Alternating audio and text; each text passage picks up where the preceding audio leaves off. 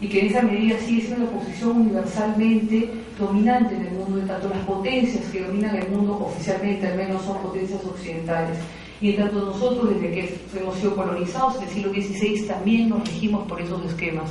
Si bien hoy en día Oriente ha tomado mucho más fuerza en el plano internacional y también en nuestro país, definitivamente son dos códigos muy diferentes de pensar, y quiero delimitar un poco, digamos, que voy a plantear esto desde un punto de vista completamente occidental.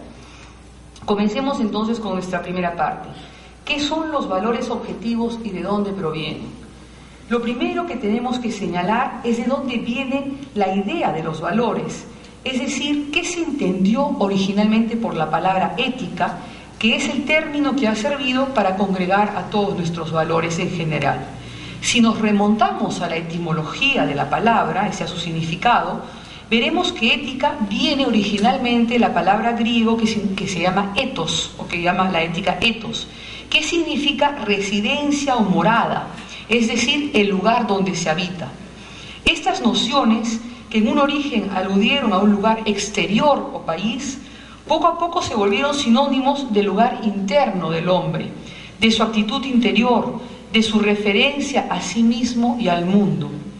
El ethos se vuelve el suelo firme, es decir, el fundamento de la praxis o de la vida práctica, la raíz de la que brotan todos los actos humanos. Para Zenón, por ejemplo, el ethos era la fuente de vida de donde brotan todos los actos particulares del hombre.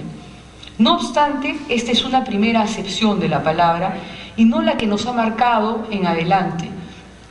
Lo que ha perdurado a través de los siglos en la tradición, concretamente a partir de Aristóteles, ha sido la acepción más usual de esta palabra, donde ethos se refiere al modo de ser o carácter. Lo ético entonces comprende ante todo las disposiciones del hombre en la vida, su carácter, sus costumbres y naturalmente también su forma de ser. Es en el fondo entonces la palabra ética, la palabra ética alude al modo o forma de vida de una persona. Ese es el significado originario de la palabra. Ahora bien, este carácter o modo de ser o forma de vida no es algo con lo que se nace, sino que se va adquiriendo a lo largo del tiempo. Es algo de lo que nos vamos apropiando a lo largo de nuestra existencia, y esta adquisición ocurre por el hábito. El ethos entonces se adquiere mediante el hábito, pero a su vez los hábitos nacen de la repetición de los mismos actos o de actos iguales. Eso es lo que nos lleva a un hábito a nosotros. No obstante, y recíprocamente, los hábitos constituyen el principio interno de los actos. Parece entonces que lo que hay es un camino de ida y vuelta entre nuestros hábitos y entre nuestros actos, que está dentro de la esencia de la noción misma de ética. De esta manera podemos ver que hay dos variantes en la acepción usual de la palabra ethos, una que ve en la ética el principio de los actos y otra que ve la ética como el resultado de los actos. Ética es entonces el modo de ser o forma de vida impresa en el alma por los hábitos, pero de otra parte la ética es también, a través del hábito, la fuente de los actos. En esa tensión entre ambas nociones, entre principios o normas y actos, va a ser la que va a definir esa tensión, el ámbito conceptual de la idea central que se engloba en la noción o en la palabra ética. Hay que señalar que más adelante el latín usaría la palabra mos o mores, que significa costumbre o costumbres, de donde surgiría la palabra que hoy en día usamos como sinónimo de ética, que es la palabra moral. Entonces comienzo mostrándoles a ustedes cuál es el significado originario de una palabra. Quizás hoy en día esto pueda parecer un poco tonto, pero en realidad es una de las cosas que más puede ayudar a que una persona sitúe cuál ha sido la idea que ha tenido, o digamos, cómo se ha conformado una palabra y las actitudes que la bordean.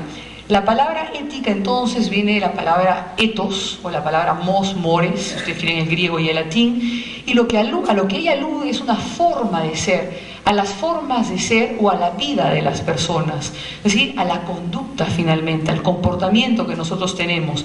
Y en esto verificamos dos cosas: que los principios que podemos tener influyen en nuestros actos, nos hacen actuar de determinada manera, se supone que rigen estos actos, pero a la misma vez tenemos que nosotros que los actos crean hábitos y por lo tanto surgen de ahí también principios. Es decir, hay un doble camino en la relación a la ética. Los actos nos hacen de una determinada manera, pero nosotros también actuamos de acuerdo a ideas que tenemos. Vamos a ver cómo se ha dado esto en la práctica. Este es, digamos, el concepto o la idea central, una de las dos ideas, vamos a ver la otra, que estaba en relación a la palabra ética originalmente y que nos ayuda a entender por qué la ética no puede estar desligada, por más principios o normas que hayan, nos ayuda a entender por qué la ética se tiene también que vincular siempre a la práctica, cosa que vamos a ver que el individualismo de alguna manera pretende superar o pasar por alto.